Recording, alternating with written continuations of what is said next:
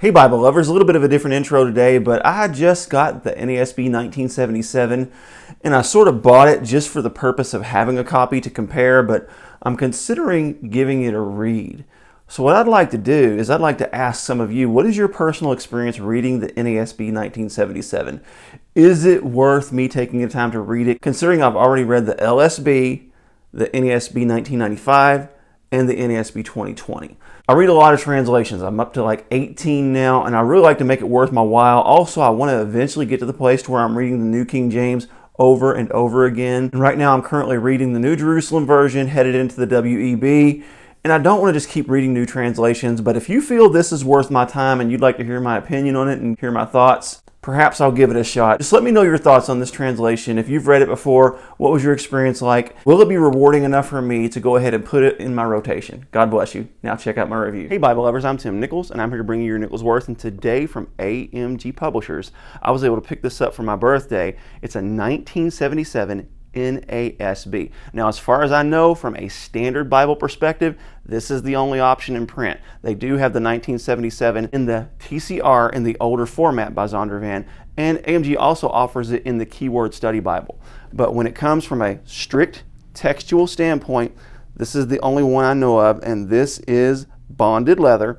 And it's a nicer quality bonded leather, but with all bonded leather, what bonded leather is it's basically recycled leather fibers glued together, so ultimately it's fake leather. If we're being honest, this isn't real leather. But it does have leather material in it, but it's also bonding agent and all that stuff. So just know this probably will disintegrate over time and begin to break, just like any other fake leather cover will. But one thing about this is the spine is super busy on this thing, and you know, I'm a little bit indifferent about it, but that's a lot of information. It's the 1977 edition. It has book introductions, which I don't know why you'd put that on the spine. It has a concordance. I don't know why you'd put that on the spine. Red letter edition, handy size, giant print. So that's a whole lot of information on this spine. But when we go ahead and go with the liner, one thing that I like about this is it has a synthetic liner. It does seem to have evidence of some bookbinder's reinforcement tape. Also, it does have one little double-sided satin ribbon, 1/8 inch. And then once you get into the text, this is a pretty good sized text. Now you're going to see it's got some textual footnotes. This is an 11-point font, really nice and dark font. It is in a verse-by-verse format, and it has some of your references at the end of your verses, like right here. It'll give you a reference to that verse there. So I really like the format of the end of verse reference. And this is really interesting. Whenever you're looking at a new paragraph, they do a bold verse number, but they also do a pilcrow. I'm not sure why they felt the need to do both. A bold verse number would have been fine, or a pilcrow would have been fine.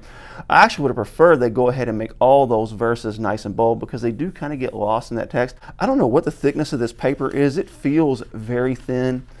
I'm going to say, if I was guessing, 28 to 30 GSM. That's just a guess on this paper, but the gutter space is nice. Not bad there. Of course, this is not an edge-lined edition. And then when you get into the poetry, you see that it's typeset centered. Also, it's going to have your header references, your page number, and the last verse on the page here, the first verse on the page here. Again, in the corner, textual footnotes. I really wish that publishers wouldn't do this. I wish they'd put the footnotes on the bottom. That way your columns can all be the same length. But for a 1977 in print, that's just the text of the Bible and not the Thompson Chain reference of the Keyword Study Bible. Like I said, as far as I can tell, this is your only option. I'm sure you can get some secondhand, but it is a nice layout. And this 11-point font, it doesn't seem real gaudy. It is called a giant print. I would say an 11-point font is probably more in the large print family, but this is nice and readable, good little personal size Bible. I like it. The leading space is nice. The center column is indicated with a line, and those are a little close together. I'd like to see a tad more space there, because it does tend to make this column and this column seem to run together a little bit, but that's not a big deal. When you get into the New Testament, the words of Christ are in red, and those are not bad red letters. Pretty good. And the paper to be so thin, that ghosting, that's not bad at all. So this is really excellent. So now let's take a look at some of the features in the back. Once you get past the book of Revelation, you're going to have your table of weights and measures as you see in most Bibles, and then you're going to have your concordance.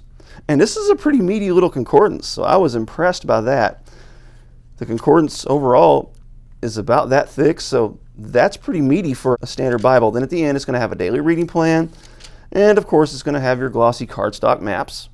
So if you're in the market for an NASB 1977, this is a pretty good option. And if you want to get one rebound, this is a sewn binding. It does have some good structural features also. Check it out. Nice little head and tail band with the gold and black there. So yeah, this is pretty nice, and they're actually pretty affordable as well. So check it out. God bless you. Keep calm. Jesus son. This is your Nicholsworth.